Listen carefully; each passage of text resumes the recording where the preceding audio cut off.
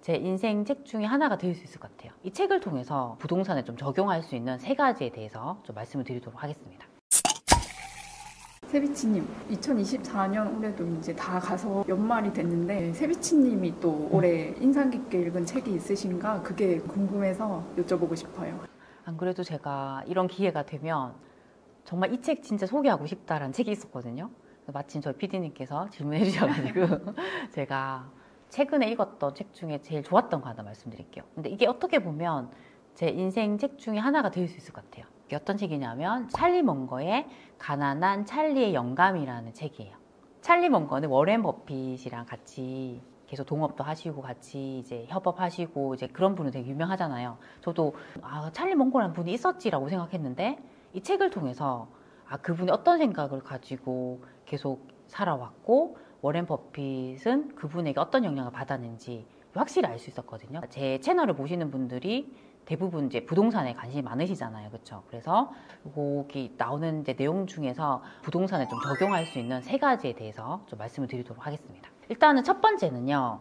안 봐야 될 곳은 버려라라는 말이었습니다. 2004년 버크셔 해서웨이 주총 회의에서 어떤 젊은 주주가 찰리 먼거에게 이런 질문을 했었어요. 그 성공적인 삶을 사는 방법에 대해서 질문했거든요. 그때 찰리 먼거가 이런 말을 했습니다. 코카인을 하지 마세요. 열차와 경주를 하지 마세요. 에이즈에 걸릴 사항을 피하세요. 그러니까 그런 나쁜 것들, 최악의 사항을 미리미리 피하라는 얘기였거든요. 그래서 보면 찰리 먼거 이분 같은 경우는 투자를 할 때도 최악의 상황, 내가 하면 안 되는 것들이 미리 다 제거를 하고 최선의 선택을 하는 방향으로 이렇게 하셨거든요. 근데 저는 이게 우리가 부동산에도 적용을 할 수 있다고 생각해요. 많은 분들이 뭐 투자를 하든 내 집 마련을 하든 할 때 모든 아파트를 선택지에 넣고 하려고 해요. 그렇게 하다 보면요. 나중에 내가 정말 사면 안 되는 걸 사가지고 고생하는 분들이 상당히 많아요. 되게 초보인 분들이 정말 그렇거든요. 예를 들면 예전에 우리가 한창 부동산 분위기 좋을 때 공시가격 1억 이하 투자를 되게 많이 했어요. 그러니까 그런 것들은 대부분 정말 오래된 구축이고요.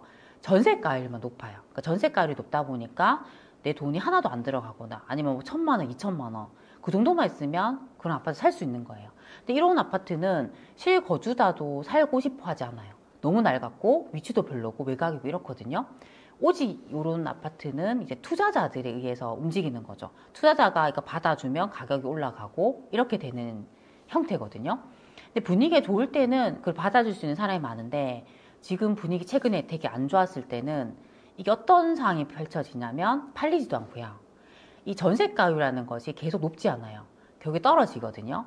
전세가율이 떨어지면서 역전세가 발생하는 거죠. 그러니까 팔리지도 않는데 전세가가 떨어져서 내 돈이 계속 들어가야 돼요. 근데 이게 한 채만 있으면 그래도 버티는데 내 욕심에 이걸 2채, 3채, 4채, 여러 채 사는 사람들은 못 버티는 거예요. 그렇죠? 그러니까 결국에는 그런 투자가 내가 하면 안 되는 투자였던 거죠. 그렇죠? 그걸 해서 힘들어하는 분이 상당히 많거든요. 처음부터 우리가 방향을 잡을 때 이런 것들 내가 봐도 살고 싶지 않은 곳들 있잖아요. 그런 최악의 선택을 다 제거를 하는 거예요.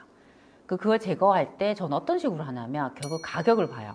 가격을 볼 때 내가 살려고 하는 어떤 동네가 있다고 했을 때 거기에 제일 비싼 아파트의 가격을 기준으로 상위 30%인가 아니면 최소 상위 50%인가 잘라요. 잘라서 그 밑에를 아예 안 보는 거예요. 가격이 너무 낮다라고 하면 사람들이 좋아하지 않는다는 거거든요. 그 최악의 선택을 버리고 내가 봐야 되는 그 위쪽에 있는 선택에서 선택을 하시잖아요. 그럼 그런 실패를 막을 수 있습니다. 그렇죠? 그래서 처음에 우리가 어떤 투자를 한다거나 집을 산다 했을 때는 일단 평당가를 기준으로 상위에 있는 것들 거기에서 내가 선택을 하려고 하시면요. 그런 최악의 선택을 피할 수 있다고 생각합니다. 두 번째는요. 왜? 라는 질문을 하라는 말입니다. 찰리 먼거는 이런 얘기를 했어요. 기본적으로 왜? 라는 질문을 하라고 이제 말을 했거든요. 그 질문의 모형에 맞춰서 지식을 배열을 하면 더 잘 생각을 할 수 있다고 얘기를 했습니다. 그래서 우리가 어떤 일을 할 때도 내가 왜 이런 일을 해야 할지 그 이유를 확실하게 설명을 해주면 내가 이걸 해야 되는 목적이 확실히 뚜렷해지잖아요. 그렇죠? 그래서 방향을 잃지 않고 더 잘 할 수 있다고 이야기를 했습니다. 그래서 저는 이 이야기도 우리가 부동산에 충분히 적용할 수 있다고 생각하거든요. 처음에 우리가 어떤 뭐 투자를 한다거나 아니면 뭐 갈아타기든 뭔가 내가 자산을 불리고 싶다 했을 때 저는 왜라는 질문을 가장 먼저 하시면 가장 좋다고 생각합니다. 왜 내가 이렇게 하려고 하는 거지? 내가 왜 부동산 투자를 하려고 하는 거지? 내가 스스로 질문을 한번 해보는 거예요. 그러면 내가 또 스스로 답을 하게 됩니다. 저 같은 경우는 처음에 투자를 시작할 때 제가 물어봤어요. 너는 왜 지금 부동산 투자를 하려고 하는 거니? 그랬더니 답이 딱 떠올랐죠. 제가 어떻게 생각을 했냐면 제 현실에서 탈피하기 위해서는 부동산 투자밖에 없다고 생각했습니다. 그 당시에 제가 직장 생활을 하고 있었는데 전 직장이 너무너무 힘들었어요. 제가 매일 아침 출근하는 게 정말 지옥으로 출근하는 것 같았거든요. 근데 제가 퇴사를 하려고 하면 다시 돈을 벌 수 있는 무언가가 필요하잖아요. 그렇죠? 그게 저에게는 부동산 투자였고요. 그리고 두 번째 이유는 제가 아이가 2명이 있는데 제가 이렇게 맞벌이 하면서 열심히 살았지만 항상 제가 돈이 부족한 거예요. 매일매일 저희가 열심히 일을 해도 대출이자 나가고 생활비 나가고 뭐 이렇게 하다 보면 남는 게 없는 거예요. 나중에 우리 애들이 자라면서 엄마 나 이거 하고 싶어요. 저거 하고 싶어요. 라고 했을 때 제가 지원을 해주려고 하면 뭔가 제가 여유가 있어야 되잖아요. 그렇죠? 그런 거 생각했을 때도 난 투자를 해야겠다라는 생각을 했습니다. 결국에는 그게 저에게는 투자를 해야만 하는 이유가 돼줬고요. 우리가 어떤 뭐 부동산 투자를 한다 했을 때도 이걸 계속 해 나가다 보면요. 이게 매번 쉽지가 않습니다. 이게 내가 생각했던 대로 잘 안 될 수도 있고 내가 집을 팔아야 되는데 팔리지 않을 수도 있고 아니면 나는 이 아파트가 가격이 계속 올라갈 줄 알았는데 내려갈 수도 있고 내가 모르는 상황들, 내가 예상하지 못했던 상황들이 계속 펼쳐질 수 있는 거죠. 근데 그렇게 힘들 때 우리 잡아줄 수 있는 게 결국에는 내가 왜 이걸 하려고 했지? 그 이유인 거죠. 이유. 그쵸? 그래서 그런 것들을 계속 생각하시면 좋겠습니다. 그리고 우리가 왜라는 질문을 계속 하면 그 기준이 확실해지는 거죠. 우리가 어떤 뭐 아파트 보러 갔어요. 그러면 나는 여기가 왜 좋은지 모르겠어요. 근데 스스로 한번 질문해보는 거예요. 여기는 왜 좋지? 근데 왜 옆에 있는 이 아파트는 사람들이 안 좋아하지? 왜 그렇지? 왜 그렇지? 내가 스스로 한번 질문해보면요. 찾게 돼요. 이렇게 동서남북을 봤더니 이 아파트는 초등학교를 바로 끼고 있구나. 근데 옆에 있는 아파트는 초등학교를 끼고 있지 않고 길을 건너야 되는구나. 여기는 뭔가 상권이 밀집이 되어 있구나. 근데 여기는 그렇지 않구나. 이유가 있거든요. 그러니까 결국에는 그 이유를 내가 계속 찾다 보면 기준이 확실해져요. 그리고 입지를 볼 줄 알게 됩니다. 이런 입지가 좋은 입지구나. 이런 입지가 좋지 않구나. 명확해지거든요. 그래서 우리가 뭔가 부동산 투자를 잘하고 싶다. 내 자산을 잘 늘리고 싶다라고 했을 때도 왜라는 질문을 생활을 하시면요.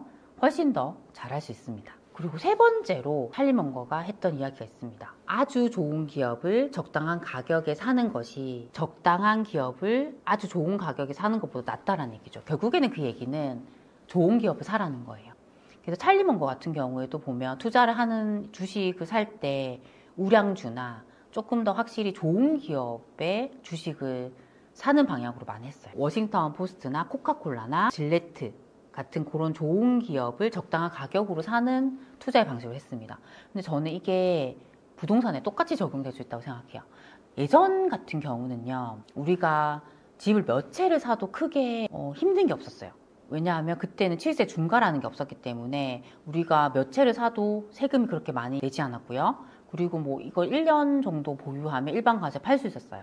그 사고 파는 게 되게 자유로웠죠. 그런 시기에는 우리가 2채를 사든 3채를 사든 크게 이렇게 리스크가 없었습니다. 근데 지금은 상황이 완전 다르다는 거죠. 지금은 일단은 비규제 지역 기준으로 해도 2채까지는 괜찮지만 3채부터는 취득세가 중과가 되죠.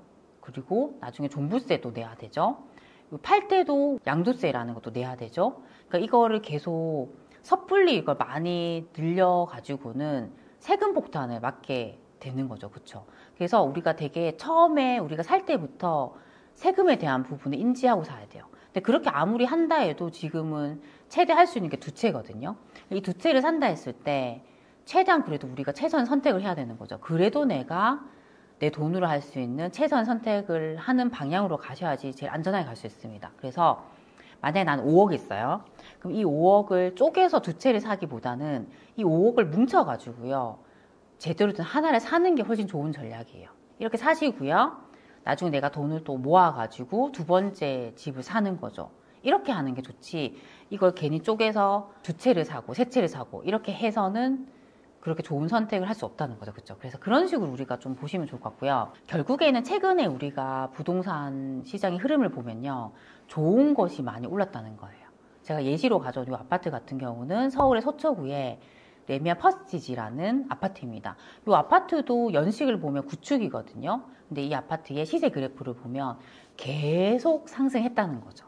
그러니까 이렇게 선호하는 아파트, 좋아하는 아파트는 가격이 계속 올라가요. 그리고 최근에 우리가 서울을 기준으로 아파트 흐름을 보면 좋은 곳에 있는 아파트는 가격이 많이 올랐어요. 그 얘기는 사람들은 일단 좋은 곳부터 본다는 얘기예요. 그렇죠? 그래서 웬만하면 내가 좋은 선택을 하는 방향으로 가셨으면 좋겠습니다. 그럼 제가 최근에 읽었던 책이지만 제 인생 책으로 삼고 싶었던 가난한 찰리의 영감이라는 책에 대한 내용을 조금 정리를 해볼게요. 이제 첫 번째는 안 봐야 되는 것을 버리라는 거였고, 두 번째는 항상 왜라는 질문을 하라는 거였습니다. 그리고 세 번째는 웬만하면 좋은 곳부터 보라는 내용이었습니다. 그 순서대로 하시면요, 우리가 투자를 하실 때도 정말 좋은 선택들을 해나갈 수 있다고 생각합니다. 오늘도 이렇게 제 영상을 시청해주셔서 정말 감사드립니다. 그럼 우리 다음 시간에 만나요. 안녕.